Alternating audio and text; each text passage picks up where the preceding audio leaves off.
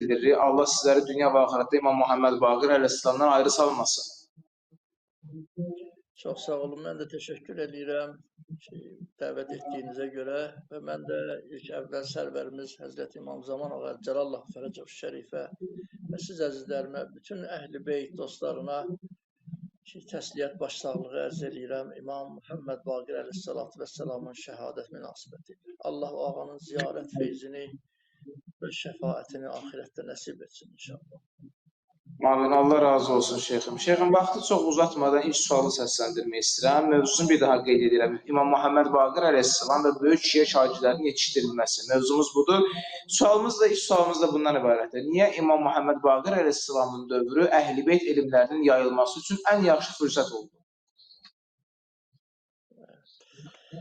Bismillahirrahmanirrahim. Elhamdülillahi Rabbil alemin. Və sallallahu ala seyyidina və nebiyyina Muhammedin və alihi təyyibinə tahirin. Əgər icazə versəydiniz, qısa şəkildə də olsa, yəni sual ətrafında cavab verməmişdən əvvəl, mən dəyərli bizi izləyən tamaşaçılarımız üçün İmam Əleyhisselamın, yəni şəhadəti barəsində xülasə qısa şəkildə bir məlumat verəm ki, İmam Əleyhisselam hicrətin 114-cü ilində Zilhiccə ayının 7-sində, ki bugün Zilhiccə ayının 7-si idi, 57 yaşında şəhadətə yetişibdir və şəhid olmaq yəni səbəbi o dövrün xəlifəsi olan ki, zalim Bəni Ümeyyə xəlifələrindən Hişam ibn Əbdülməlikin göstərişi ilə İmam Əleyhissalatu vəssalam zəhərlə şəhid olubdur. Ki, qeyd etdi ki, o Həzrətin yaşı şəhadətə yetişəndə sinni 57 yaş olub. Eləcək də cəddi babası İmam Hüseyn Əleyhissalatu vəssalam Kərbəlada şəhid olanda 57 sinnidə 57 yaşında olub. Və onu da qeyd etmək istərdim ki, İmam Baqir Əleyhissalam Kərbəlanın canlı şahidlərindən olubdur. Yəni Kərbəlada iştirak edibdir 4 yaşında. Qeyd olunur ki, Kərbəlada olubdur və Küfədə və Şamda əsirlər arasında olubdur ki, və imamın da bir çox xatirələri ki var, mübarək dilindən ki, Həzrət Seyyid-i Şühədə İmam Hüseyn Əleyhisselam haqqında bir elə şura günü oldu. Seyyid-i Şühədə İmam Hüseyn Əleyhisselam qətlə yetirildi. Başları kesib Dəməşqə, Şama, yəni əvvəlcə Küfə şəhrinə, oradan da Yezid ibn Muaviyyə Məlunun göstərişi ilə ki, ona tərəf, yəni Dəməşqə tərəf aparılmalı idi. Elə ki, başları kəsdilər, indi o suda, yəni Fəratın suyunda ki, başları yuyub, təmizləyib, yəni qandan ki, o qədər nizə, ox, daş vurmuşdular və xəncərlə ki, baş bədənindən ayrılmışdı. Yumaqdan ötəri bir neçə dəfə gördüm, babam İmam Hüseyn Əleyhisselamın başını ki, Fəratın suyundan saldılar ki, yuyub nizəyə vursunlar. Baxmayaraq bir neçə dəfə salıb çıxartdılar. Mən hər dəfə fikir verib görürdüm ki, Həzrət budur ki, gördüm ki, İmam Hüseyn Əleyhisselamın dodaqları İslanmır. O qədər susuzluq, ətəş ki, susuzluq ona təsir etmişdi ki, mübarək dodaqlar cadar bağlamışdı və heç İslanmırdı. Bəli, suala gəlincə ki, nəyə görə, yəni İmam Əleyhissalatu vəssalamın dövrü elmin yayılması üçün ən yaxşı fürsət oldu. Artıq Bəni Üməyyənin hakimiyyəti laxlanırdı. Onlar öz hakimiyyəti qorumaqdan ötəri can atırdılar ki, Əbbasilərin qiyamı, Əbbasilərin güclənməsi bildiyiniz kimi İmam Baqir Əleyhissalatu vəssalamın yaşadığı dövr Əbbasilərin ömürlərinin, hakimiyyətinin son zamanları idi. 80 ildən artıq ki, üzr istəyirəm, Bəni Üməyyənin son dövrləri idi.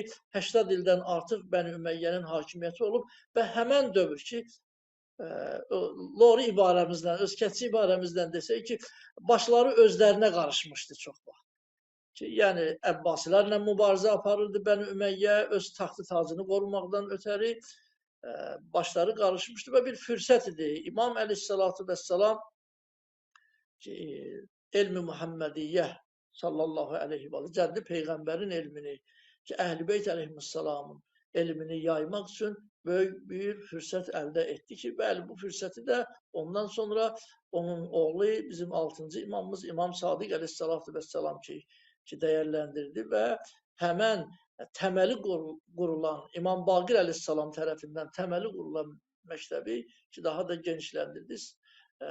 Şagirdlərin sayını ta 4000-dən yuxarı, yəni 4000-dən çox şagird İmam Sadiq əleyhissalatu vesselam yetirdi.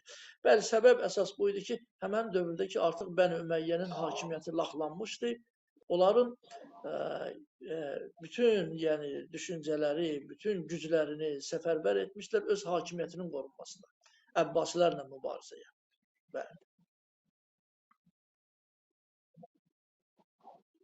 Allah sizdən razı olsun şeyxim. Bildiyimiz kimi, yəni siz də qeyd elədiniz, İmam Baqir əleyhissalamın və İmam Cəfər Sadiq əleyhissalamın bu iki məsum imamın dövründə xüsusi olaraq Əhl-i Beyt məktəbi elmi yöndən Əhl-i Beyt tərəfdarları, Əhl-i Beyt məktəbi daha da dirçəldi. Və İmam Baqir əleyhissalamın da xüsusi fəaliyyətlərindən biri də şagird yetişdirmək idi.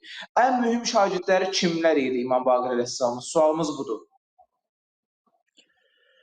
Ümumiyyətlə, Həzrət İmam Baqir əleyhissalamın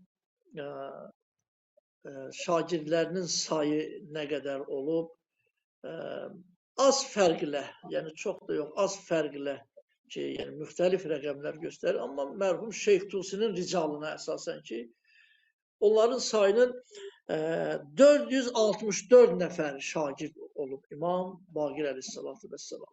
Onların 462-si kişi şagirdləri və ikisi qadın şagirdi olub.